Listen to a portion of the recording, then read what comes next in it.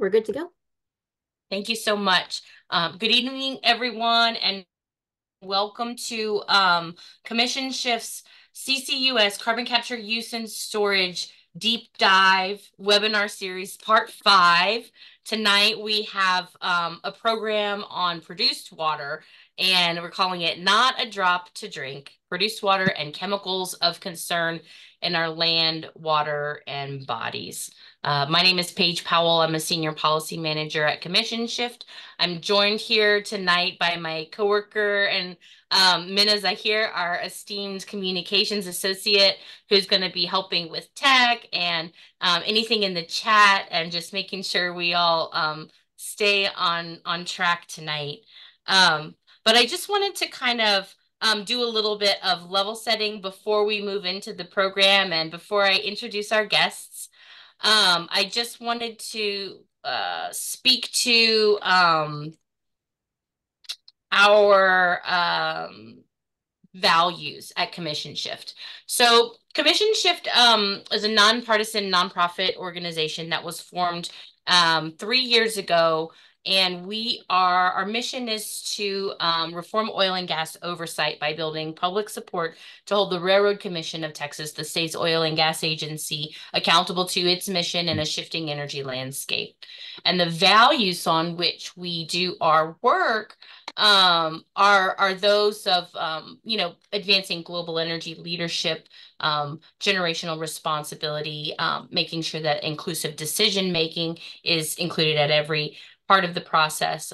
We believe in good government, and we're always pushing our government to be better.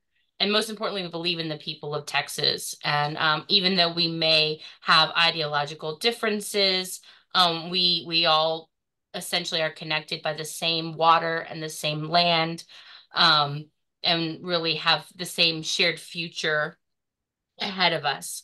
So it's going to be really important that we learn to work together to overcome those differences. So tonight I have the privilege of being joined by some wonderful guests that are going to be giving a presentation.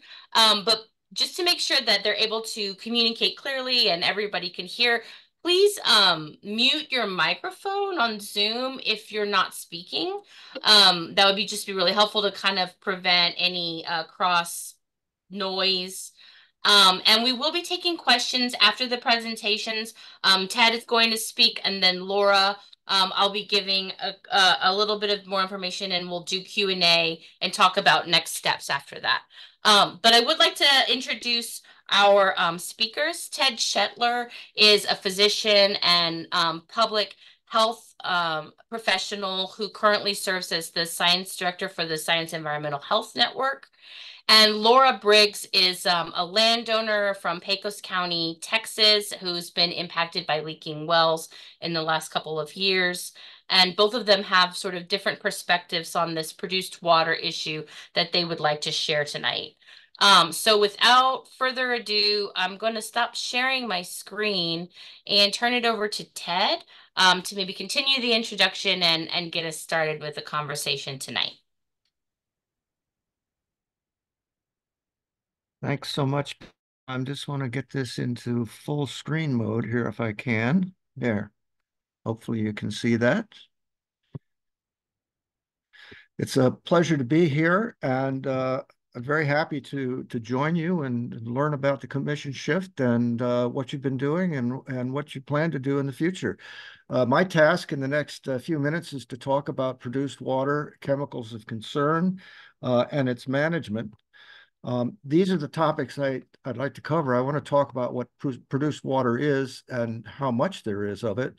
Talk about what's in the water, its toxicity, and how it's being managed, and what some of the hazards and risks of its management are. And then just a couple of comments at the end about the so-called concept of beneficial use.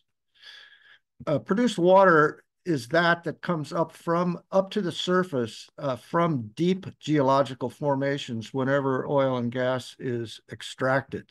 But it's also joined by water that may have been used for fracking purposes, that it was put down the well to frack, to free some of the oil and gas, and then that will come back as flowback with the produced water. So it's a complex mixture of water and constituents.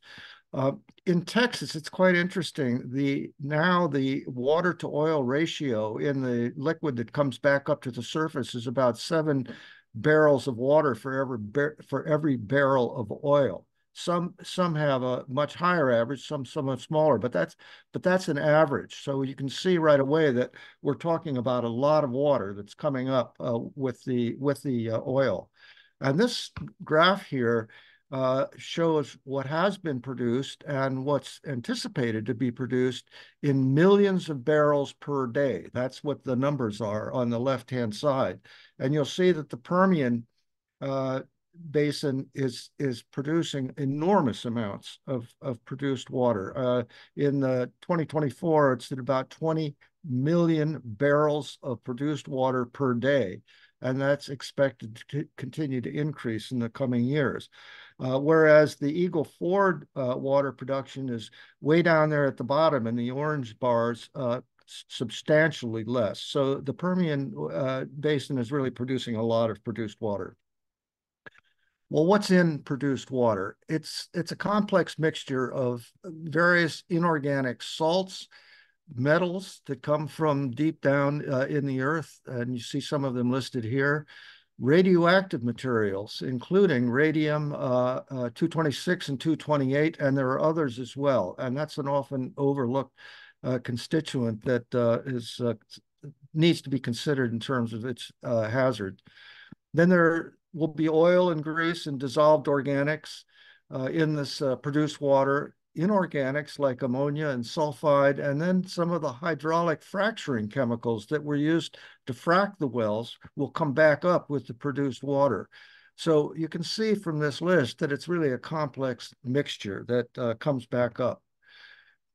Most produced water in most oil fields is very salty. It's highly saline.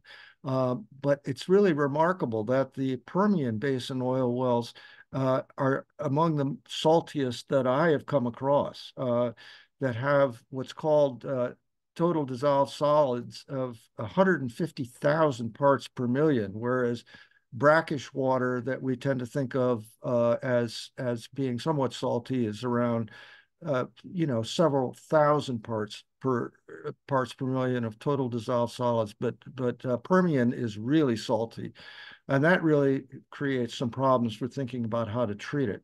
I should mention that the quality of the produced water really varies widely from one oil field to another, and even in the same oil field over time, as different technologies are applied to produce more oil from the same well. Well, because fracking chemicals can come back up with the produced water, it's important to think about them. Over 1,000 chemicals have been added to water for various purposes during the fracking process, and it varies from well to well. There is a national hydraulic fracturing chemical registry called Frac Focus, and I've put a link to it here in the slides, that is managed by the Groundwater Protection Council, which is an organization of state government officials. And oil companies are encouraged to enter into Frac Focus the names of the chemicals that they're using in the fracking process. However, that database makes provisions for companies to consider some of the chemicals to be confidential business information. And so the identity of some of the added chemicals remains confidential and not publicly available, but the database is publicly available. Well, this is just a sort of a snapshot of some of the kinds of chemicals that are used in fracking wells. You'll see various polymers and solvents are used. There are acids used to control scale and iron. Corrosion inhibitors, hydrochloric and hydrofluoric acid are used to help dissolve minerals in the rock where the fracking is taking place to help free some of the oil. Biocides are used to prevent microbial growth in the equipment down deep in the wells, which can be corrosive and lead to contaminants that gum up the works. So that's what the purpose of the biocides. And then there are surfactants that are used to help reduce the surface tension between water and oil, which makes the extraction of the oil easier. And these surfactants, there are a lot of different ones that are used. I've just given a couple of examples here of quaternary ammonium compounds of various kinds and perfluorinated alkyl substances, or PFAS, which are also used for that purpose. And then there are nanomaterials and a number of others, but these are the kinds of chemicals that are used in fracking. I want to just say a few more words about the PFAS, or perfluorinated alkyl substances. These are highly persistent in the environment. Sometimes they're called forever chemicals, and you probably have read about those in various news articles. They contaminate drinking water in many communities around the country. They're not only highly persistent, but they're quite toxic, and their toxic effects include causing various kinds of cancer, thyroid disorders, immune system effects, and others. And they've been extraordinarily difficult to deal with in cleaning up in water supplies. Last year, the Physicians for Social Responsibility issued a report on the use of these PFAS chemicals in fracking. And one of the chapters of their report dealt with Texas companies, and they reported that since 2013, Texas companies have used more than 43,000 pounds of PFAS in their oil wells. The problem, of course, was that because they got this data from the frac focused website that I mentioned previously, they ran into a lot of confidential business information. So they weren't able to identify many of the chemicals that they think probably were PFAS, but the identity had been withheld. In their analysis, they determined that Texas well operators had declared at least one fracking chemical a trade secret in almost 60,000 wells in 183 counties over the 9-year period that they looked. And they added all that up, and they concluded that trade secret chemicals were used in Texas over this decade-long period that totaled about 6.1 billion pounds.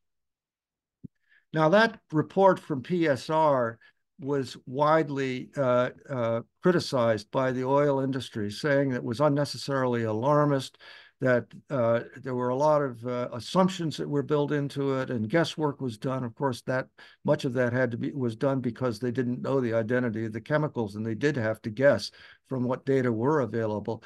But I found this quote from a newsletter that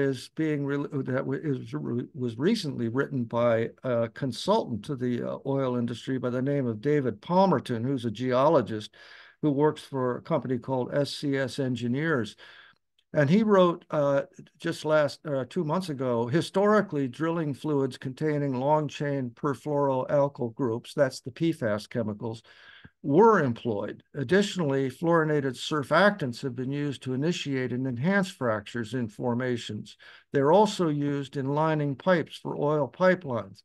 Then he went on to say that the increased focus on PFAS use in the oil and gas industry could have significant financial, operational, legal, and reputational implications for companies in this sector. Companies with a history of PFAS use might face investigations into prior disposal practices and contamination. So the oil and gas industry is on notice, and they're aware of this, that could be a problem that's going to surface and cause some trouble. Well, let me now talk a little bit about produced water toxicity. As I mentioned, it's a complex mixture, so of course, the toxicity will depend on the composition of the particular selection of the water. But about 4 years ago or so, a group of people got together and reviewed 190 or 129 papers that included data on chemicals detected in produced water. So they went through the scientific literature, seeing what they could find about the chemicals and what they could find about the chemicals detected in produced water from a number of sources. 1,198 chemicals were identified in these 129 papers. Several hundred of them were present in more than one sample.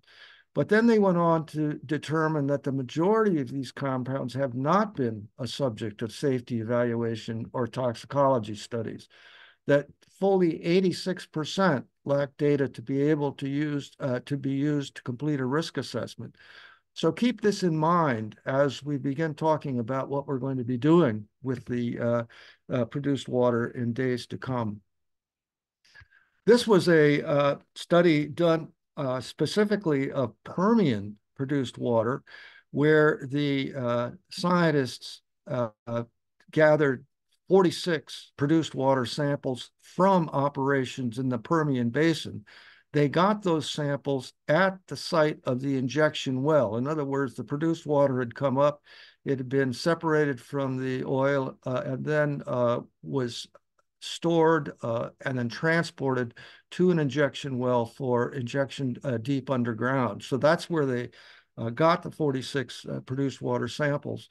You can see here that they all had high TDS values, as I mentioned before, because they did come from the Permian. Then they identified various mineral salts, metals, oil, and grease. A number of volatile and semi-volatile organic compounds were present. They did identify radionuclides and then ammonia, hydraulic fracturing additives, and PFAS were detected at different concentrations in these 46 samples. So that's sort of what was actually in the produced water samples that they gathered. Then they took some of that water and they took it into a laboratory and they subjected it to testing in a variety of laboratory tests for aquatic toxicity and determined that it's highly toxic to aquatic organisms. Much of that toxicity is because of the high salt content, but not all of it. Some of it was due to the chemicals that were in the water as well. Another group of people got together, mostly from Yale, and they went through the literature to try to identify the chemicals that had been identified in hydraulic fracturing fluids, in wastewater, or both. They came up with, again, a little over 1,000 chemicals. And then, having done that, they then went into the literature to see which of those have potential reproductive and developmental toxicity. And they found that toxicity information was lacking for fully 76% of the chemicals. Of the remainder, evidence suggested that about half of them would have reproductive toxicity and about half developmental toxicity as well. So reproductive developmental toxicity is clearly an endpoint that we'd want to keep in mind if we're thinking about exposure to produced water. One final study that I found that was done some years ago in West Virginia actually it was an interesting study where the scientist went downstream of an injection well in West Virginia and collected water from the stream and then went upstream from the injection site and also gathered water and determined that the stream water downstream of the injection site had increased endocrine disrupting activity, which means chemicals were in there that were disrupting various hormone systems in the body. And you could only speculate that that was because there had been spills at the site of the injection, which were contaminating the surface water downstream.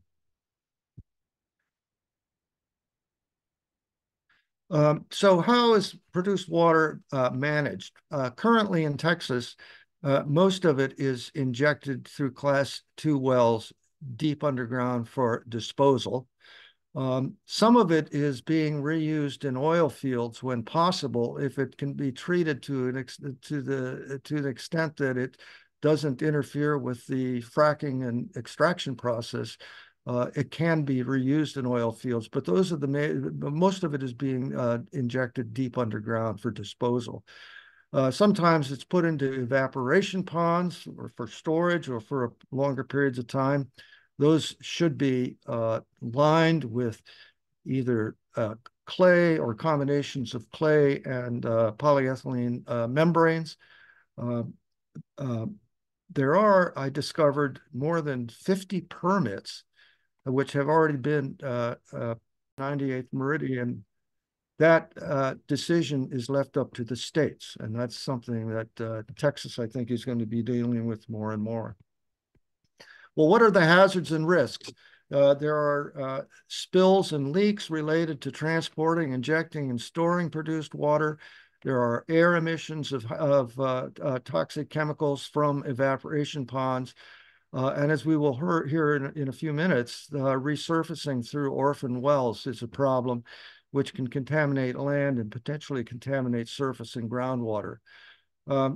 It also migrates under pressure laterally and upward through wells or fractures in overlying rock as it's injected deep underground. And as you probably know better than I, that's caused a number of earthquakes in Texas, which have been very problematic to landowners in a number of places. So let me just mention groundwater contamination, because this is a contentious issue. When I say groundwater here, I'm talking about drinking water aquifers. The party line is that these are shallow enough that the activities that are going on in the deep injection wells and in the fracking are thousands of feet below the drinking water aquifers, so they're not likely to be contaminated. But scientists from Texas universities, including Hildenbrand from University of Texas and others from Baylor and several other universities, have actually studied this and found in the Permian, for example, that after fracking and injection activity increased in the study area that they were in, there were increases in the groundwater, the shallow aquifers, in total organic carbon, ethanol, bromide, dichloromethane, and multiple volatile organic compounds. So that was in the Permian. And in the Barnett Shale, an analysis of 550 groundwater samples from drinking water wells detected multiple volatile organic compounds throughout the region, including alcohols, oil and gas related compounds, and several chlorinated compounds. So it seems pretty clear that oil and gas activity is potentially and demonstrably able to contaminate groundwater. And this can happen probably in a variety of ways, but I think the orphan wells that are unidentified are often a mechanism, a conduit by which deep injection can make its way back up into the shallower aquifers. So let me just close with a couple of comments about beneficial use outside of oil and gas. Texas is, as you know, is in West Texas in particular, water shortages, a growing population in Texas. There are competing demands for water, and all of that produced water that I mentioned at the beginning, in the tens of millions of barrels a day that's coming up, it's ripe for finding some use for it. The Texas legislature commissioned a report, which was published in 2022, about the beneficial use, and you can find it on the web at the link that I'm showing here. And I'm, by the way, happy to share these slides afterward. They talk about the various technologies that are available to treat produced water to make it usable for other purposes, and I've listed the ones here that they mentioned in their report. All of these have some benefits, but all of them also have some downsides. For example, the evaporation and distillation processes are quite energy intensive. So it's not going to be cheap to clean up the produced water to make it available for other uses. And so I think we should all be watching this carefully. There's going to be a lot of enthusiasm for the beneficial use of reuse of produced water. We should be critically watching to see what is the use that's being proposed. Is it crop irrigation and livestock watering, as it is in a couple of other states? Are there other uses that are proposed? Who decides when it's of good enough quality? That's what the Clean Water Act requires, but that requires some decision making. And what's in the produced water? What's measured and when? For example, the produced water in Wyoming that can be used for irrigation and livestock watering only looks for a few things like the pH, the salt content, oil and grease, sulfates, and chlorides, and that's it. There's no requirement to look for any of these other chemicals that I've mentioned that are commonly present in produced water. So good enough quality is in the eyes of the beholder, and we need to watch that carefully. And then who profits and who or what is at risk from the choices that are made in its reuse. So that's all I have. Thank you very much, and I'll be happy to answer any questions and get involved in further discussion after we hear from Laura. Thank you.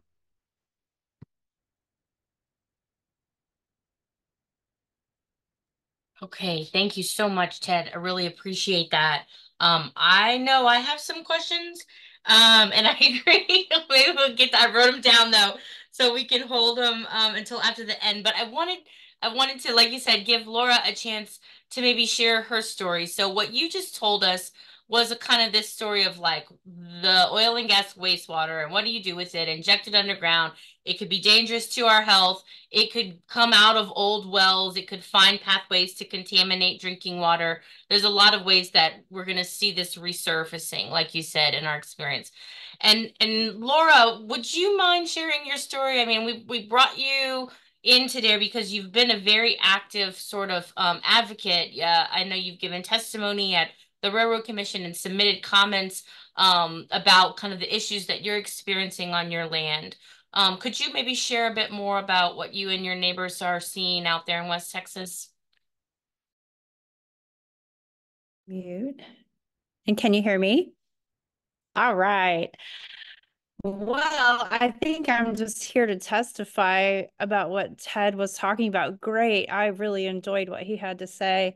Makes a lot of sense. I moved out to West Texas with my family in 1999, and we lived in town.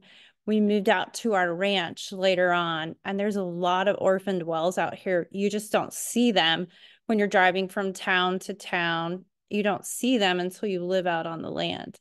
So when we moved out here, we knew there was oil and gas. We knew there were wells out here. The old man that lived here at the ranch that we bought actually died when a pump jack fell over and killed him out here. And so when we came out here, a lot of the times we didn't even know where the wells were because they were drilled in the 80s. They hadn't produced since the 80s. My daughter is here and she's like, Mom, we can put pictures on like Ted did, but I just had her print some. So unless you're right up, walking through the grass, you wouldn't even know where they are. This one was drilled in 1980. It's leaking a little bit. Then we started seeing them start to leak. That's when we had some fraudulent operators out here drilling without leases.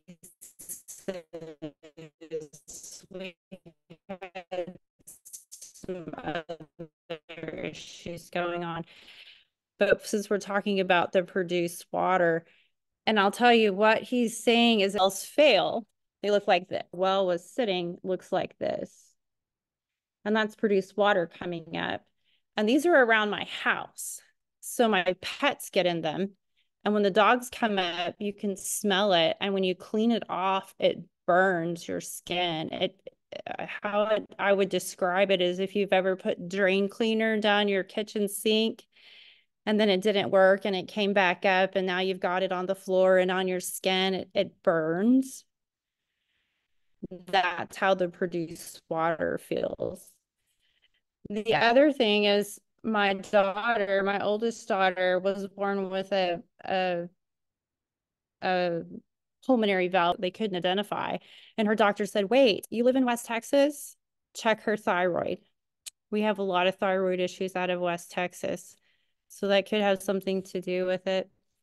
We also have produced water sitting in old tanks. I have 3 places that just look like this. This is old oil and produced water from the 80s. Can't get it cleaned up. It's not netted. When they start to leak, here's one that's on the plugging list. It does this. And then one day it does like the other well. when they came out and drilled the fraudulent wells, here's one they didn't complete. It's just an open hole in the ground. So if it pressures up, you know, I'm going to get produced water everywhere. And then we have these old wells that aren't on the map. This one's down in the Pecos River. It's not even on the Railroad Commission map. It's just sitting down there. There's a lot of them. And so the river's dry in most places now, but even if it was leaking, you probably wouldn't really know. When the Railroad Commission comes and plugs it, this is what's left. They leave the equipment, and all that ground won't grow anything anymore. And then here's another one. I've had several that start leaking. And when you ask how many there are, this is where I live. This is from the Railroad Commission map. You can see the big body of water is the Imperial Reservoir.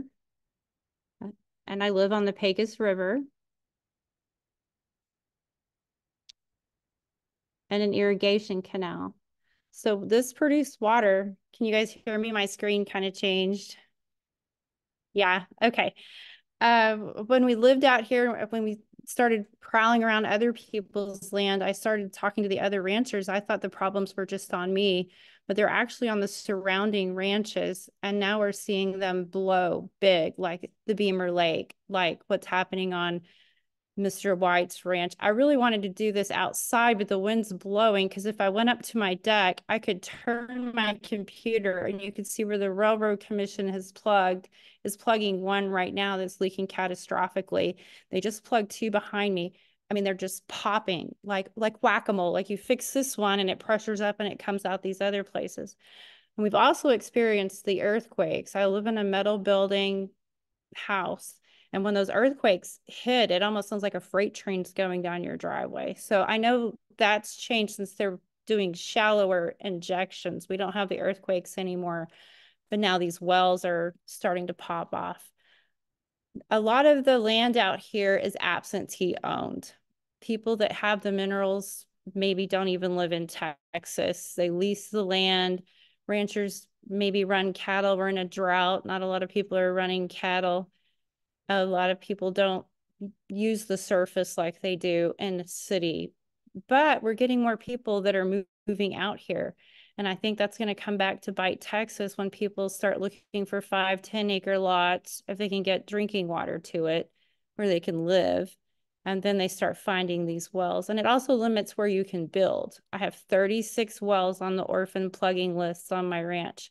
My ranch isn't that big.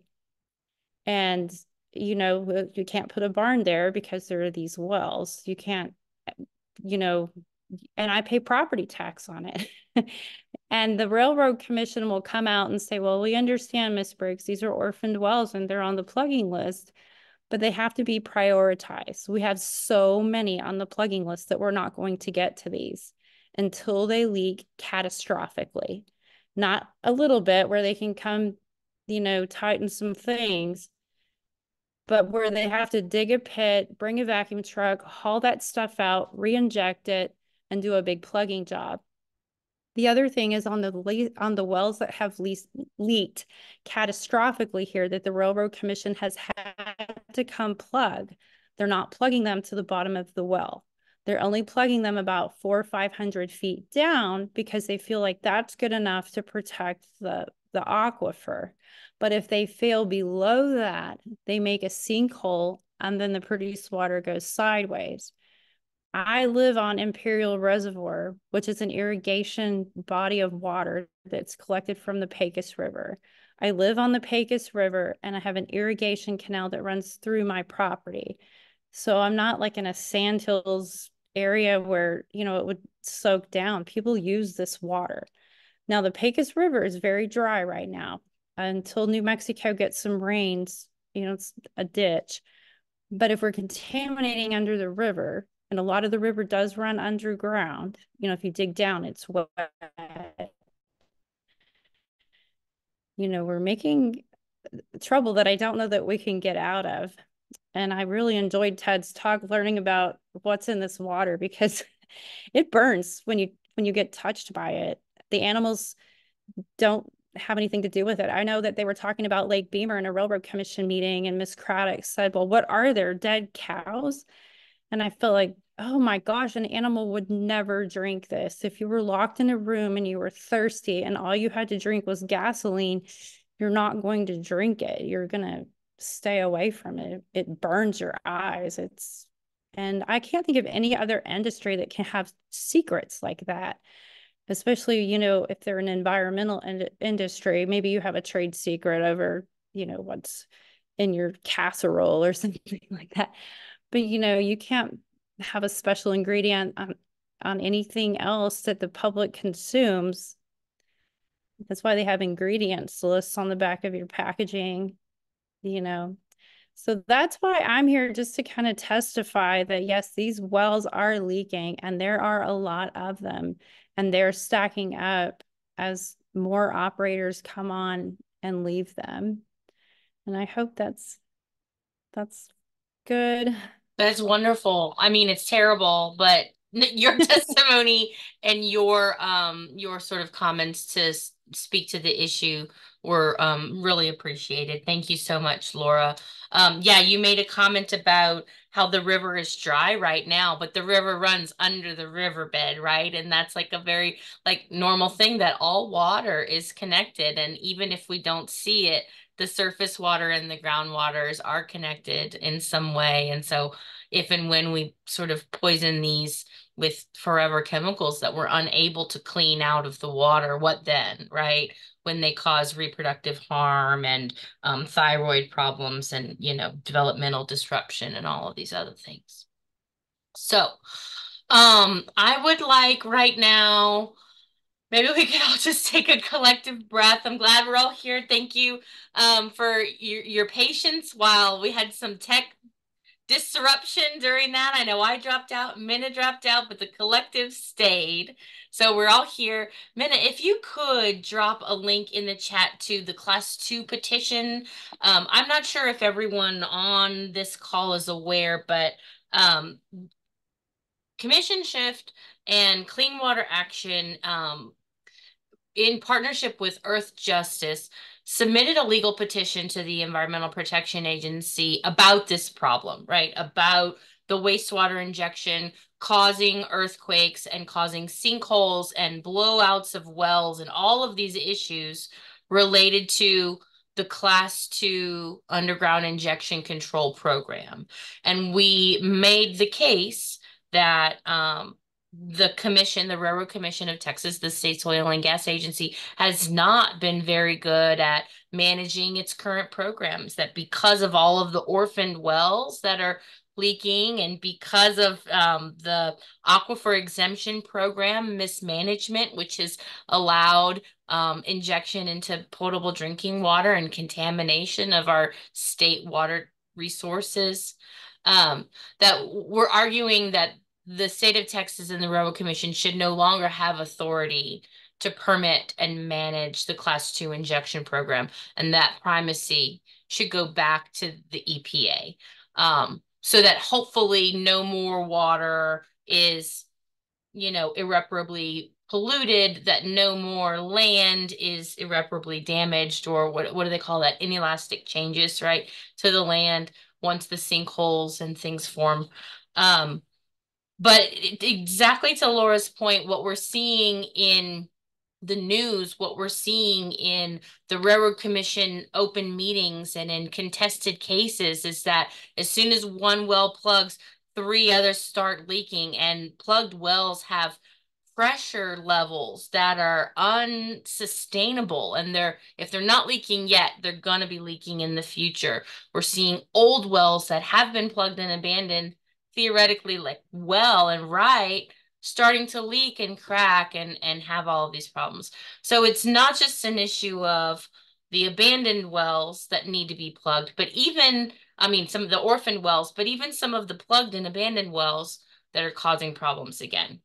So in the chat now, you can see there's a link to our webpage, which has a press release and the petition that we submitted to the EPA. And if you haven't had a chance to read it, I encourage you to do that, maybe tonight before you go to bed. or tomorrow, anytime that you like. But we would encourage you to kind of share that with folks if you haven't, call your representatives, urge the EPA to intervene. We initially gave the EPA a 60-day window to respond to our request, and that 60 days is going to be up next week. So we plan on sort of escalating our requests and our involvement at that time. But it sure would be helpful if any of you who were interested in following this case and putting a little bit of pressure on our government leaders, you're welcome to do so in regards to this Class 2 request. So with that, I'm happy to go into kind of some details of that, but I'd really love to open it up to our audience. I know we have a couple of folks here who joined because they're really interested, and I'm wondering, we covered a lot of really kind of deep and complicated and also maybe just unjust or unfathomable information tonight. And so if anyone has questions about that for either Ted or Laura, please, feel free to come off mute or put your question in the chat. In the meantime, while people are ruminating over that, I would like to go back to Ted. I have a question for you about the PFAS. You were saying how that there was a Physicians for Social Responsibility report about it a couple of years ago, showing that, there are all of these financial implications in addition to the health impacts. And I know that recently, I think I saw that the federal government recently put in new standards for PFAS in drinking water. Do you have any information about that? Could you share maybe a little bit? Yeah, the EPA recently has proposed drinking water standards for a handful of the PFAS chemicals. I should mention that it's really a large class of chemicals. I think there are 13,000 PFAS. But what the EPA did was propose drinking water limits for, I think, a half a dozen of them or so forth.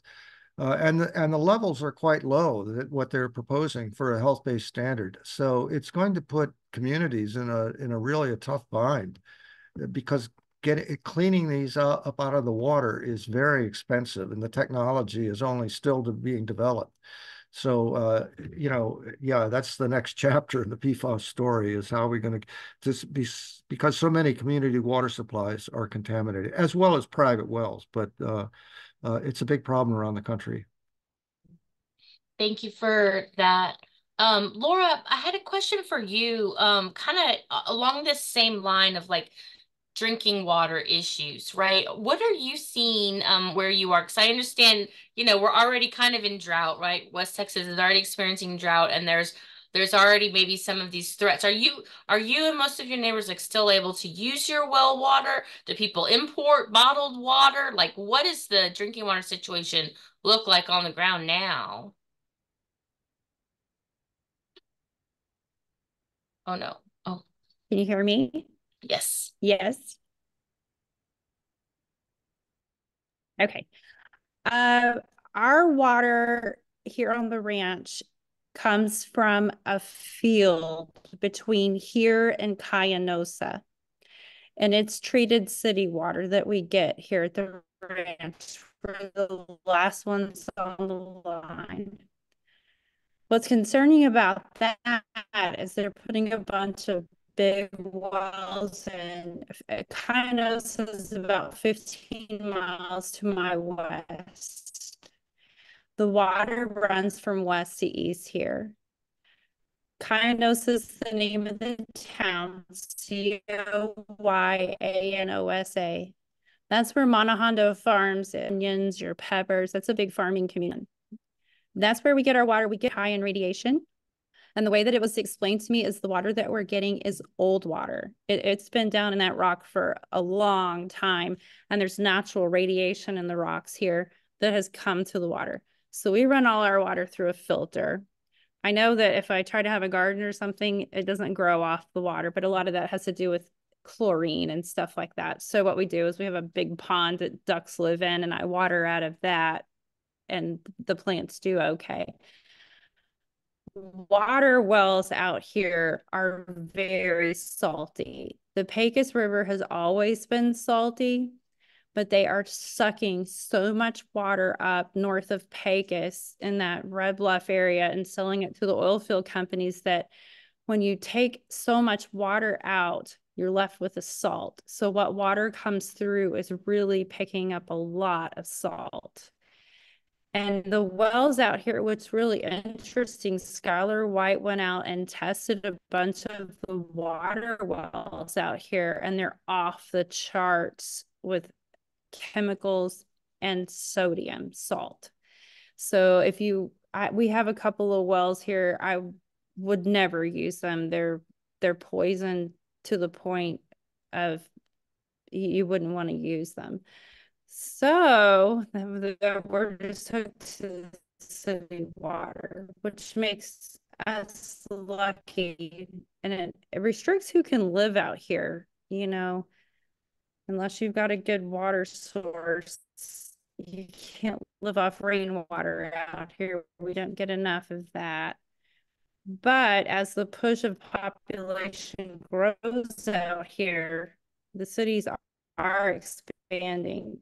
And I think it's a matter, a lot of people like to have 5 acres with nothing around but quiet, and they don't mind living now that everyone can work on a Zoom, and the cost of living is less out here. You don't have the noise and traffic of city. The schools are small, and there's a lot to bring people out here.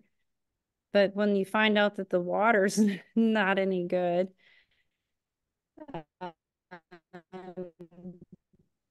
you'll go somewhere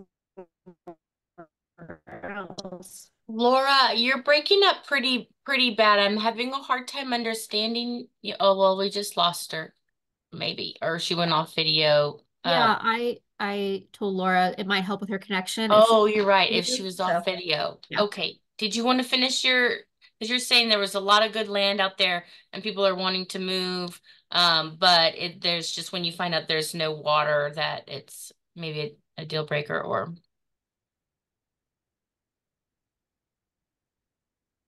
Oh no.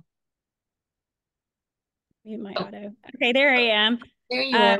We were having to use a hotspot. Our internet's kind of being crazy. Yeah, the water is salty out here. Now, it's naturally salty. As a matter of fact, we grew shrimp out here. We had shrimp farms. It was salty enough that we could grow shrimp. But actually, China does it cheaper. So those host has stopped my video. To help with your connection. Okay, there we go. Okay. We actually grew shrimp out here until China could do it so much cheaper. So there is natural salt in the water out here. But the other thing that's happened was with the produced water coming up, it's dissolving the salt domes that hold the earth, and we're getting more sinkholes. That makes me concerned because they're going to start doing the carbon capture, and they're already storing natural gas in caverns over by the Kayonesa farms. So that seems like we're not managing what we have, and we're adding some pretty serious things to the equation. It's concerning. Yeah, to your point, we had a constituent give us a call the other day, and they were concerned about a new injection well near their operation, right? They were afraid that the produced water injection was going to dissolve a salt dome and create a sinkhole on their property. And it's kind of hard to make that case because all of the research that I've done around sinkholes says, well, all of the evidence of what caused the sinkhole is down at the bottom of the sinkhole and not visible to the public, right? And so it takes an investigation and a geologist and, a lot of money to even make your case that somebody or something might have caused this problem. And so a lot of sinkholes are maybe left to speculation, and there's not a lot of concrete evidence of what's happening or what's causing them. And so they're continuing to pop up. We're seeing more and more of them rather than the problem slowing down because there's not maybe the proper enforcement that's happening around, responsibility and liability for these projects. I was curious, Ted, to your question. You mentioned about the PFAS and it's more about beneficial reuse, right? And this idea that, well, we're in drought and we have a ton of produced water, and if we could just get the salt out of it and all of the gross, poisonous chemicals out of it, then we could use it for who knows what, right? But I wonder,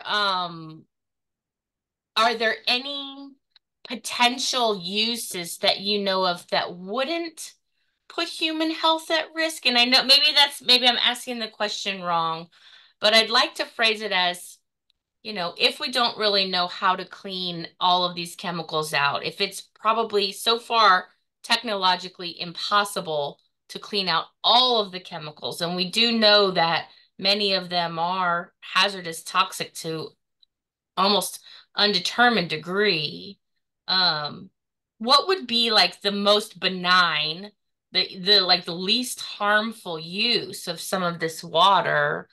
I Well, can't imagine it's drinking water, right? no, it's not drinking water. No. In addition to agricultural use and livestock watering in Wyoming, for example, they permit some of it to be used for industrial purposes. So in industrial plants that need water for various purposes, it could be used there, and that's certainly an option in Texas, I would think. Yeah, I think you're muted, Paige. So that would even mean for like natural gas production plants or energy generation facilities. All those kinds of things. Yeah. And they're proposing like carbon capture and hydrogen, they would require cooling and water inputs. And actually both carbon capture and hydrogen use a lot of water. But given like the volumes, the like millions of barrels a day that are currently being produced and injected, I just don't see like the industry even catching up to that. So yeah, and the other part of it is that you have to transport it to the place where it's being used. So if you had a pipeline network, that would be one thing. But if you're talking about truck traffic, that's a completely different thing. So getting the two in sync, where it can be used and at what quality is a logistical problem. And then there was this concept of the evaporative pits or evaporation ponds. I think at Commission Shift we like to call them waste pits because that's what they end up being, right? Once all of the water evaporates off, you're left with a condensed, almost Yes. sludge, right, of toxic chemicals and Right. salts and things like that. And it can be radioactive and it can have very toxic, noxious emissions that are carcinogenic or whatever. Yeah, I know that this is a really big problem right now at the state, and there's a lot of conversation around what do we do with this produced water crisis? There's too much water, can't inject it because it's either going to cause blowouts or earthquakes, and then what? Then what do we do? And so I guess that's the next $1 million idea, and maybe that's another opportunity for some policy proposals and intervention, but right now we're seeing it as a really big threat to drinking water, to human health, and to essentially the future of Texas, right? If this produced water storage problem irreparably damages the landscape, that people can't live there, they can't survive because there's no drinking water, they're afraid of sinkholes forming on their land or orphaned wells blowing out, at every turn. This isn't really like a sustainable future for the state. So it's definitely a high priority, I would say, for the Railroad Commission and for anybody else, entrepreneurs even in this space, on how to manage the produced water crisis so that it doesn't necessarily cripple the oil and gas industry, but it doesn't put people in the hospital either, right? And it doesn't jeopardize our drinking water. So I see some thanks in the chat from folks who have had to jump. Are there any other questions from the audience? I'm happy to keep talking, but would like to open the space to maybe clarify what's on your mind.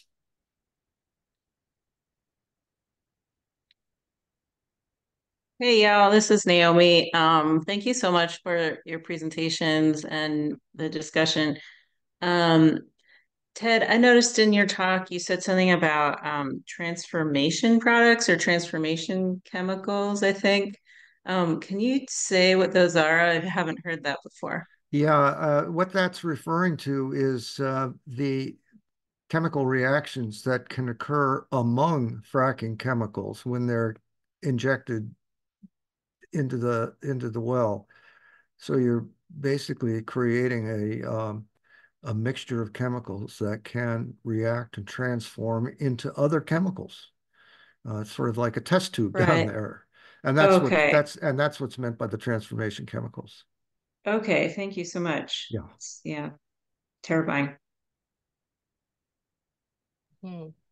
Yeah, there were some new ones, new acronyms on your list for me as well, Ted. So we'll be happy to go through that presentation and send it to everybody so you can all Google the words that you didn't know, as we probably all will.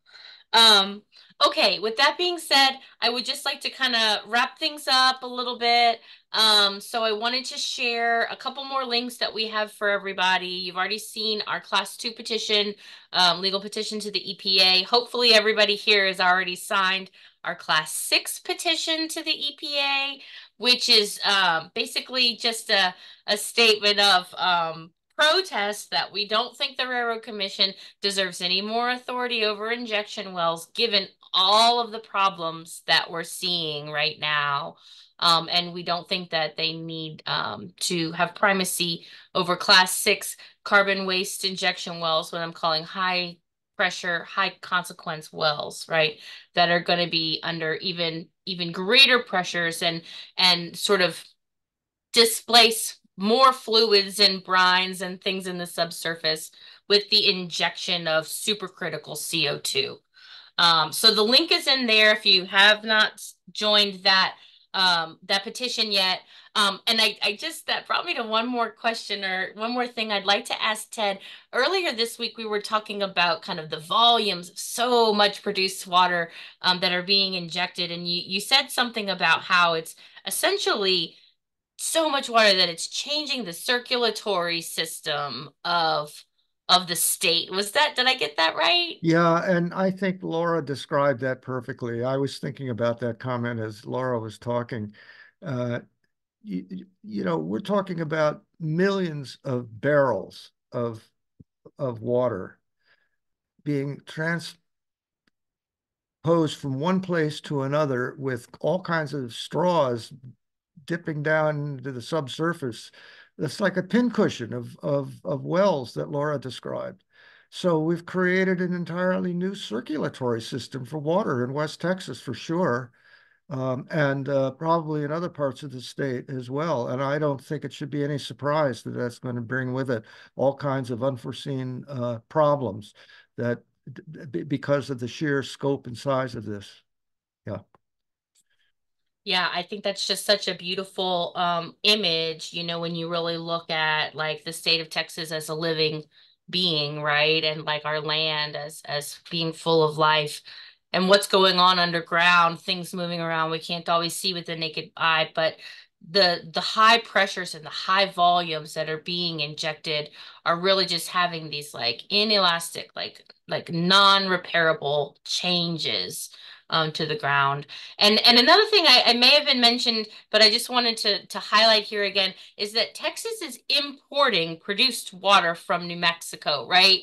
Like we're not just injecting our own produced water, we're taking produced water from other states because we have lax regulatory policies that it can't be injected as cheaply, right? Or as easily in New Mexico. So they'd rather just pipe it over the state line and inject it here in Texas. Are there any, just wanted to clarify, that's an accurate statement, right? I think so. Ted, I don't think you mentioned that, but I think that No, I that's didn't, but I think Minna mentioned that in an earlier conversation as well. But I learned that that's true. yeah, that's good. You taught So me that, yeah.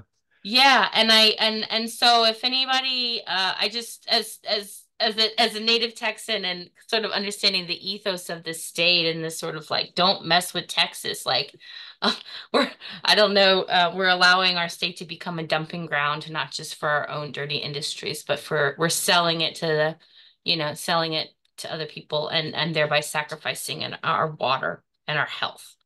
So I don't have any positive words to end this on. I'm going to try really hard with this sort of bid towards optimism and action. Like if this upsets you and it's something, you want to get involved with, make sure that you sign our petitions, that you share. There are other ways to get involved with this project as we continue to educate different communities and advocate for safety and transparency and the public interest, but most importantly, to really just try to protect the drinking water resources of all Texans. So with that, I'd like to thank our wonderful guests, Ted Schettler and Laura Briggs. I want to thank Minna, our comms associate, for her awesome help tonight. And we'll see you all next month. Good night. Right.